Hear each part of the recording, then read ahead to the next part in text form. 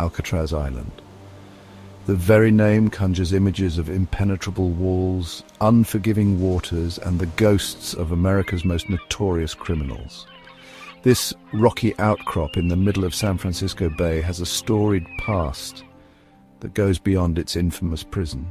It is a place where history, legend, and myth intertwine, creating a narrative that is as compelling as it is chilling. Before it became synonymous with confinement and despair, Alcatraz served a different purpose. The island was initially used by Native Americans, who believed it to be inhabited by evil spirits.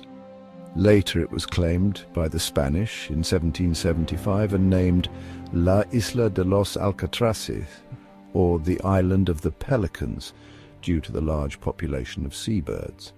In the mid-19th century, the island was designated as a military fortification, its strategic location guarding the entrance to San Francisco Bay.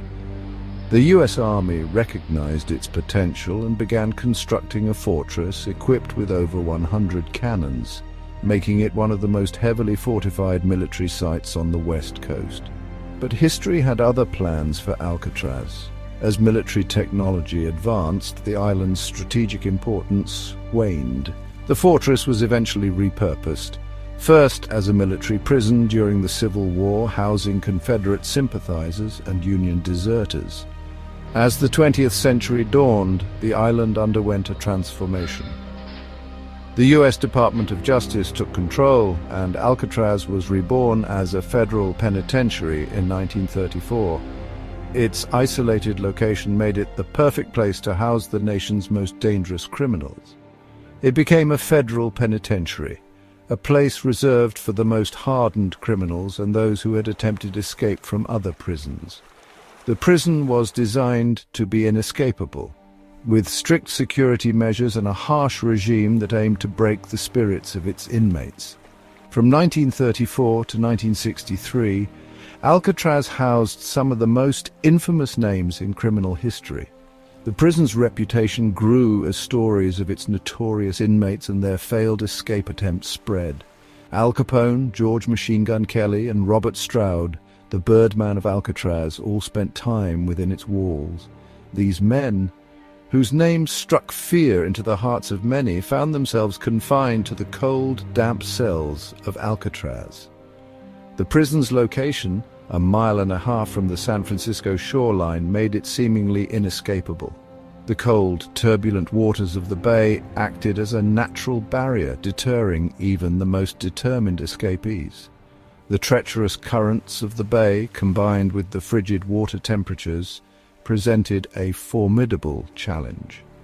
Many believed that even if a prisoner managed to break free from the island, the waters would be their final, insurmountable obstacle.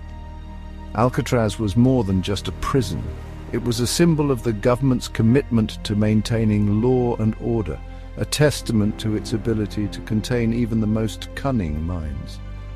The island's reputation as an impenetrable fortress was a powerful deterrent to would-be criminals across the nation. Little did anyone know a plan was brewing in its depths, one that would challenge this very notion and forever etch Alcatraz into the annals of criminal ingenuity.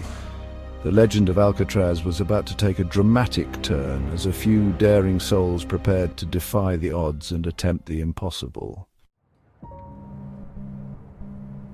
Alcatraz was designed to be the ultimate symbol of confinement. Situated on a rocky island in the middle of San Francisco Bay, it was isolated from the mainland by over a mile of treacherous waters. This isolation was a key part of its design, ensuring that even if a prisoner managed to escape the walls, they would still face a nearly impossible journey to freedom. The island's natural defenses were further fortified by man-made barriers. The rugged coastline, with its sharp rocks and crashing waves, made landing on or departing from the island a perilous endeavor. These natural obstacles were complemented by high walls and reinforced fences, creating a formidable barrier. Towering walls, strategically placed guard towers, and a constant patrol of armed guards created an environment that seemed impossible to breach. The guards were highly trained and always on alert, ready to respond to any sign of trouble. Their presence was a constant reminder to the inmates of the futility of attempting an escape. The cells were small and Spartan, stripped of any comfort or potential tools for escape. Each cell contained only the bare essentials: a cot, a sink, and a toilet. The walls were thick, and the bars were made of hardened steel, making it nearly impossible to break through or tamper with them. The daily routine was meticulously designed to crush the spirit and eliminate any opportunity for rebellion. Inmates were subjected to a strict schedule that left little room for personal time or interaction. Every movement was monitored, and any deviation from the routine was met with swift punishment. Prisoners were allowed minimal contact with the outside world, their lives reduced to a monotonous cycle of work, meals, and solitary confinement. The isolation was intended to break their will and make them more compliant. Even during mealtimes and work assignments, interactions were limited and closely supervised. But the real deterrent lay beyond the physical barriers. The island's location in the middle of San Francisco Bay meant that any escape attempt would have to contend with the surrounding waters. The frigid waters of San Francisco Bay were a constant reminder of the deadly stakes. The water temperature rarely rose above 60 degrees Fahrenheit, and the cold could quickly sap the strength of even the most determined swimmer. The currents were notoriously strong and unpredictable, capable of sweeping even the strongest swimmer off course. These powerful currents could drag a person out to sea or into the bay's deeper, colder waters, making survival unlikely. Hypothermia was another ever-present danger, the icy water sapping body heat within minutes. Even if a prisoner managed to avoid the currents, the cold would quickly take its toll, leading to exhaustion and eventually unconsciousness. The combination of these factors, the physical fortifications, the psychological manipulation, and the unforgiving natural environment, created a seemingly impenetrable fortress. Alcatraz was designed to be escape-proof, and for most of its history it lived up to that reputation. Alcatraz was more than just a prison, it was a statement. It stood as a symbol of the government's resolve to contain the most dangerous criminals, a place where the worst of the worst were sent to be forgotten. It declared to the world and to the criminals within its walls that some deeds were beyond redemption, some individuals too dangerous to roam free. Alcatraz was the end of the line, a place where hope was extinguished and escape was a distant dream.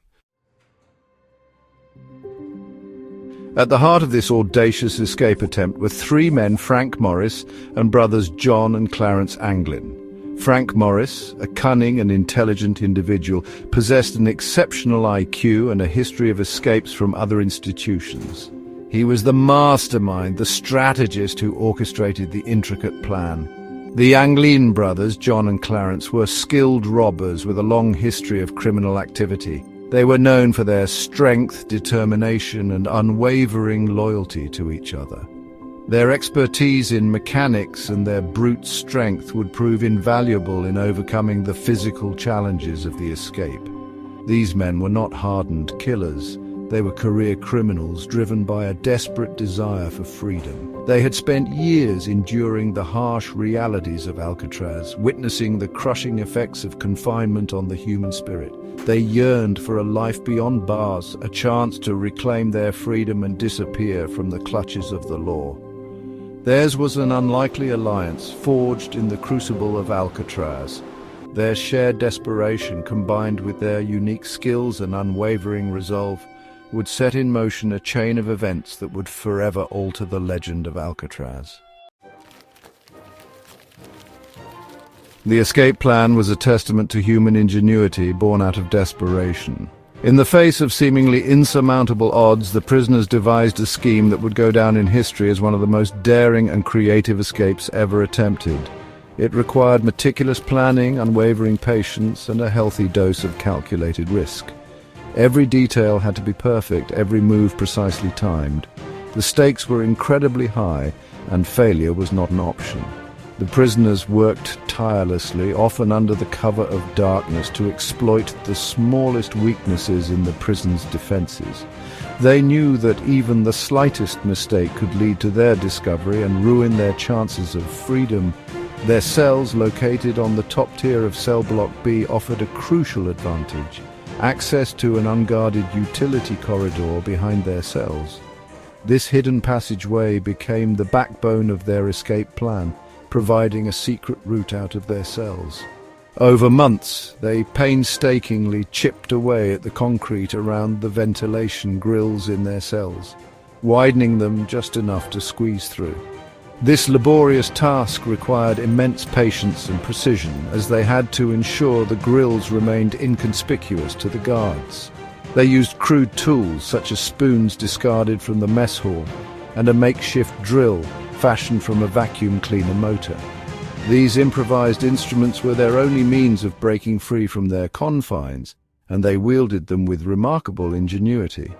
To conceal their work, they crafted dummy heads from a mixture of soap, toilet paper, and real hair scavenged from the prison barbershop.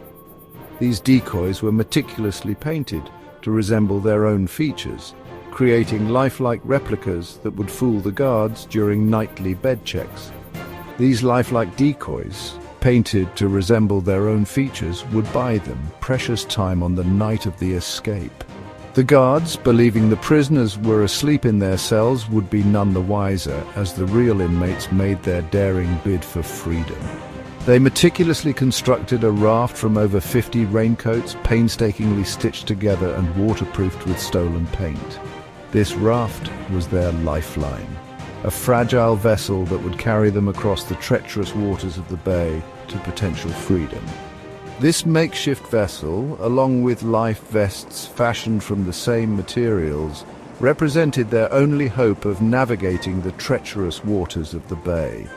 The journey ahead was fraught with danger, but their determination and resourcefulness gave them a fighting chance at a new life beyond the prison walls.